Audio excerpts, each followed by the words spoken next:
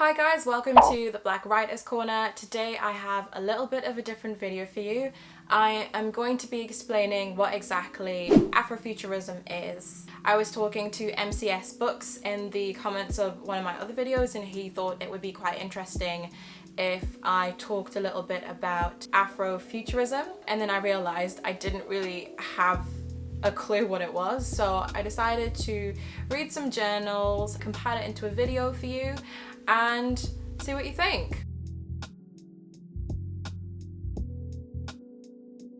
Visions of the future are often dictated and represented from white perspectives. In this future, there is little to no thought as to what happens to people of African descent, with most mainstream media portraying the future through a white lens. In this future, people of African descent are usually completely absent, or if they are present, they are usually the first victims of an extraterrestrial attack or threat. So what? Why is this important?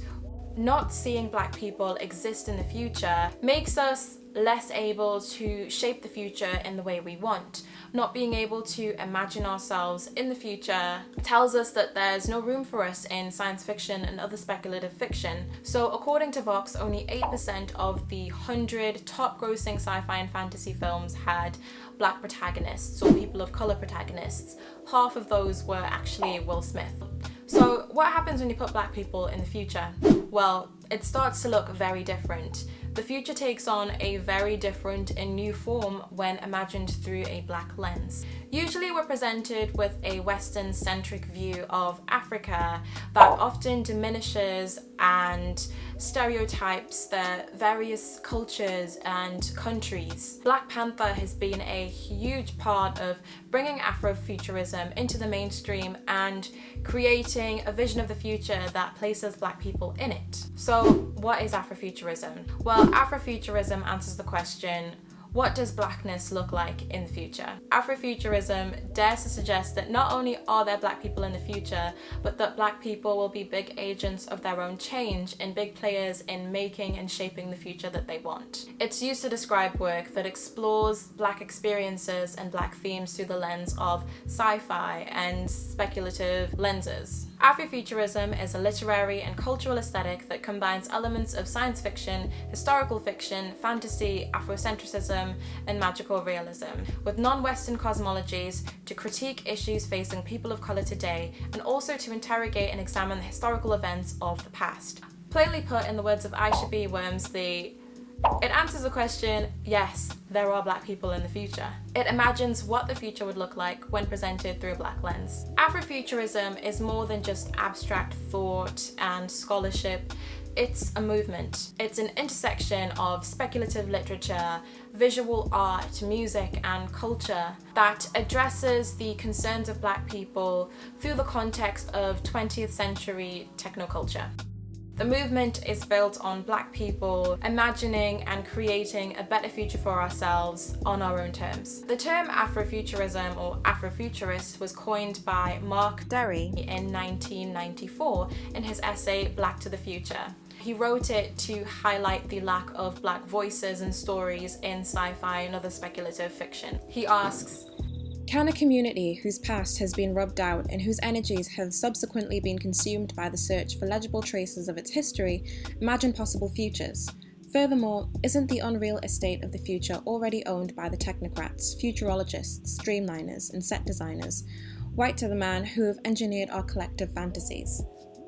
While he may have coined the term, Mark wasn't the first person to talk about these things. There were scholars like Mark Sinker and Greg Tate who came before him, who also wrote about the intersection of Black music and science fiction. But what I will give him credit for was he was a big part in recognizing science fiction writers like Octavia Butler and W.E. Du Bois, who used speculative fiction to rethink the way a Black person could reimagine a new identity, empowered and not oppressed by the technology of the time. If we look at history, we see a huge pattern of Black bodies being forcibly subjected to experimentation for technological advancement. Seen from this light, Afrofuturism is crucial in reclaiming a technology that was born out of or exploitation. Now, I can't talk about Afrofuturism without talking about Sun Ra, who's often referred to as the godfather of Afrofuturism. As you are probably aware, several local mystics have predicted a landing from space this afternoon here at this spot opposite the Sector 5 government building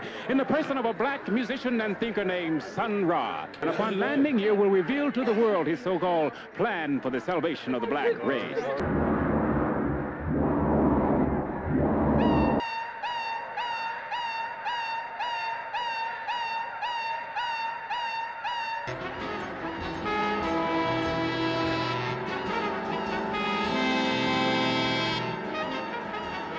He merged history and associated visions of spacecraft and outer space with old slave mantras and songs like "We Shall Overcome." His music was political activism explored through cultural expression. His music promoted the idea of the possibility of a better world for black people, free from racism and the social barriers that come with being black. In the late 1930s, Huntsville, Alabama, Herman Sonny Blunt, or Sun Ra, was lifted up into an alien spacecraft by a beam of light.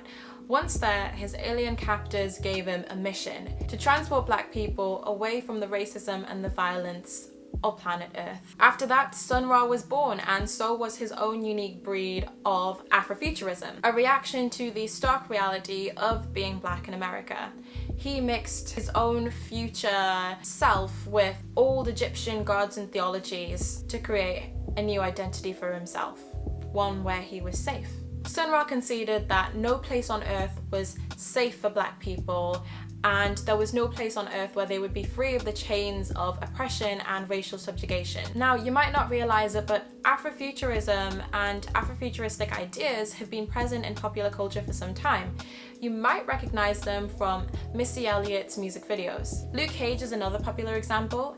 He was created during the height of blaxploitation in 1972. Janelle Monáe is an American singer, songwriter, actress, and model who incorporates traditional elements of Afrofuturism into contemporary hipster aesthetics. So I think Afrofuturism is an important movement, and I think that if we don't see ourselves in the future, how can we be responsible and have a part to play in shaping the future that we want? Yeah, I hope you enjoyed this video. It was something different for me, and it was really fun for me to research Afrofuturism and learn more about it myself. If you'd like more videos like this, please let me know in the comment section. I'd love to know what your thoughts on Afrofuturism are. So I will see you in my next video. Thank you so much for watching.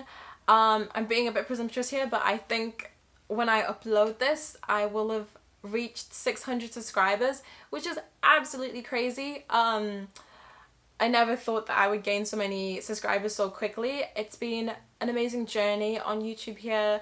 It's been lovely to get to know everyone, in my corner of BookTube, to watch everybody's videos, to be exposed to new ideas and to new books, and I'm just so thankful that I get to do this, and so thankful that you like it and that you're watching me. So I just really like to say thank you for that, and yeah, thank you for watching my video.